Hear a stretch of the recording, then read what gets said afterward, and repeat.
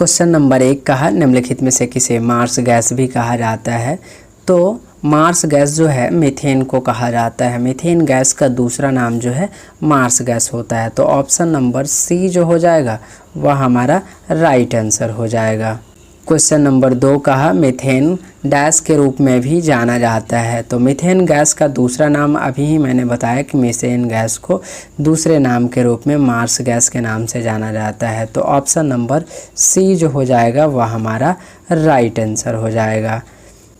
Question number 3 कहा निम्नलिखित में से किस ईंधन का उपयोग ताप विद्युत संयंत्रों में नहीं किया जाता है। यहाँ जो भी ऑप्शंस दिए गए हैं इस ऑप्शंस के आधार पर आंसर बताना है आपको कि किस ईंधन का उपयोग जो है विद्युत संयंत्र में नहीं किया जाता है। तो विद्युत संयंत्र में यूरेनियम का उपयोग नहीं किया जाता है। तो ऑप्शन नंबर सी जो हो जाएगा वह हमारा राइट आंसर हो जाएगा। क्वेश्चन नंबर 4 कहा पेट्रोल के साथ साथ कारों में ईंधन के रूप में निम्नलिखित में से किसका उपयोग किया जाता है। तो पेट्रोल के साथ साथ कारों में जो है किसका उपयोग किया जाता है इस ऑप्शंस के आधार पर बताने हैं। तो पेट्रोल के साथ साथ जो है कारों में एथेनॉल का उपयोग किया जाता है। एथेनॉल भी क्या है कारों को चलाने के लिए एक ईंधन के रूप में उपयोग में लाया जाता है। तो ऑप्शन नंबर सी जो हो जाएगा वह हमारा राइट आंसर हो जाएगा। क्वेश्चन नंबर 5 कहा बायोगैस का प्रमुख हिस्सा डैश होता है। बायोगैस जो है किसका प्रमुख हिस्सा होता है।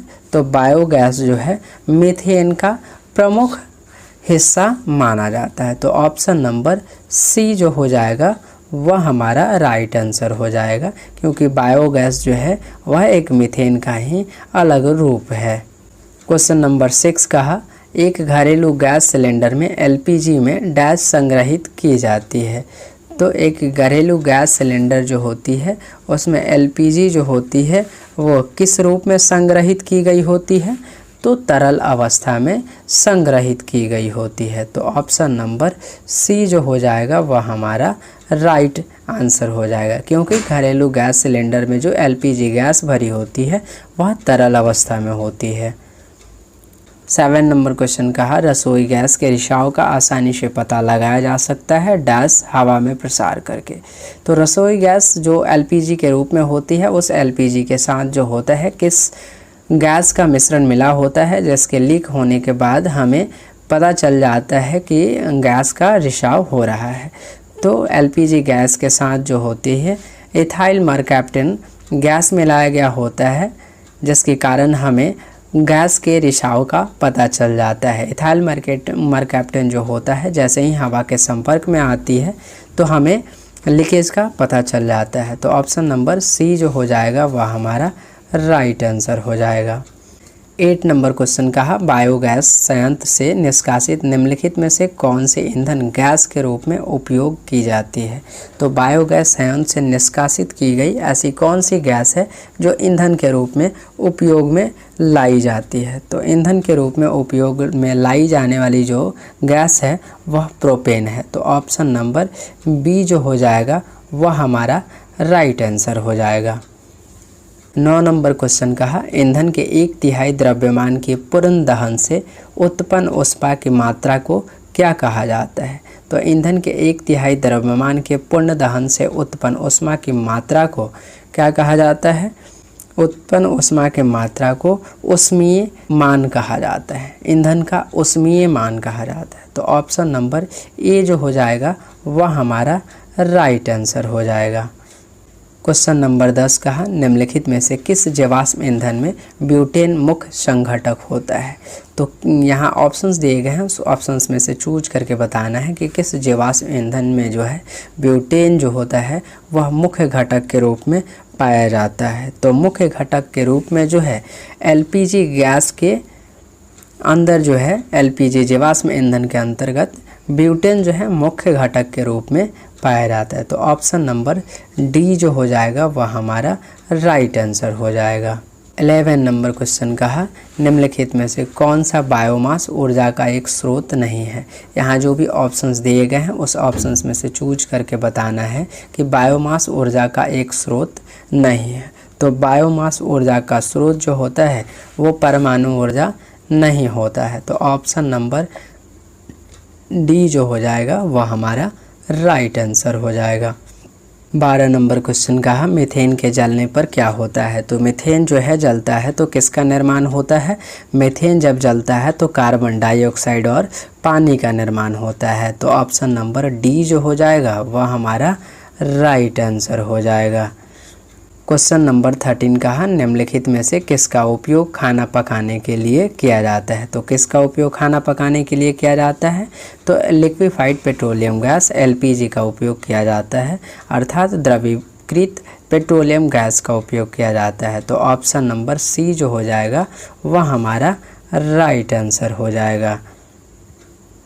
14 नंबर क्वेश्चन कहा मार्स गैस के प्रमुख घटक क्या है। मार्स गैस का जो होता है प्रमुख घटक जो होता है वो किसे माना जाता है। तो मार्स गैस जो है दूसरे रूपों में मीथेन को कहा जाता है। तो ऑप्शन नंबर ए जो हो जाएगा वह हमारा राइट आंसर हो जाएगा।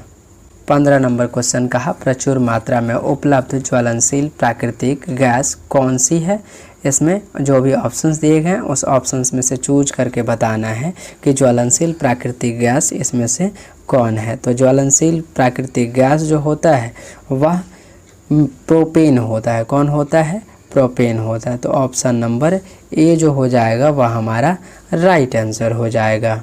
16 नंबर क्वेश्चन कहा भारतीय रेलवे ने 2015 में सीएनजी द्वारा चलने वाली पहली ट्रेन की शुरुआत की। सीएनजी का पूर्ण रूप क्या है। सीएनजी को पूर्ण रूप से क्या कहा जाता है। तो सीएनजी को संपीड़ित प्राकृतिक गैस के नाम से जाना जाता है, compressed natural gas.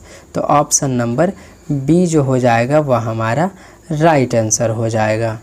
17 number question कहा जीवाश्म ईंधन जलने पर मुक्त कार्बन, नाइट्रोजन और सल्फर के ऑक्साइड बनाते हैं। तो ये ऑक्साइड जो होते हैं वो किस प्रकार के ऑक्साइड होते हैं। तो जीवाश्म ईंधन जब जलता है तो कार्बन, नाइट्रोजन और सल्फर के ऑक्साइड बनते हैं, और ये जो बने हुए ऑक्साइड होते हैं वो पूर्ण रूप से अम्लीय ऑक्साइड होते हैं। तो ऑप्शन नंबर ए जो हो जाएगा वह हमारा राइट आंसर हो जाएगा।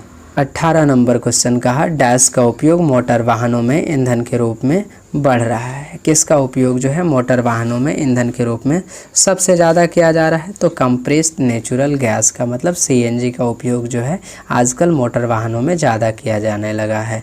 तो ऑप्शन नंबर ए जो हो जाएगा वह हमारा राइट आंसर हो जाएगा। 19 नंबर क्वेश्चन कहा निम्नलिखित में से क्या स्वच्छ ईंधन का गुण है। जो स्वच्छ ईंधन होने के लिए क्या क्या गुण होने चाहिए उस ऑप्शंस में से चूज करके बताना है। तो स्वच्छ ईंधन होने के लिए सबसे पहली बात किसी भी ईंधन में होनी चाहिए कि वह प्रदूषण मुक्त हो, वह प्रदूषण को उत्पन्न ना करे, और वह जो है अच्छे से अच्छे मात्रा में जल सके। तो हमारा ऑप्शन नंबर ए जो हो जाएगा वह हमारा राइट आंसर हो जाएगा। 20 नंबर क्वेश्चन कहा एलपीजी का मुख्य घटक क्या है। एलपीजी गैस जो होती है उसका मुख्य घटक क्या होता है। तो एलपीजी जो गैस होती है उसका मुख्य घटक ब्यूटेन होता है। तो ऑप्शन नंबर डी जो हो जाएगा वह हमारा राइट आंसर हो जाएगा।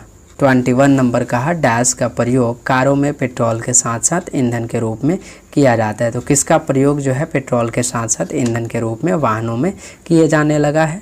तो एथेनॉल का प्रयोग जो है आजकल सबसे ज़्यादा कारों को चलाने के लिए ईंधन के रूप में किया जाता है। तो ऑप्शन नंबर बी जो हो जाएगा वह हमारा राइट आंसर हो जाएगा।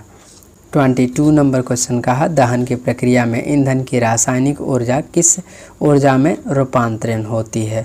दहन की प्रक्रिया में जो ईंधन की रासायनिक ऊर्जा होती है वह ऊष्मीय ऊर्जा में जो होती है कन्वर्ट होती है, ऊष्मीय ऊर्जा में रूपांतरित की जाती है। तो ऑप्शन नंबर बी जो हो जाएगा वह हमारा राइट आंसर हो जाएगा।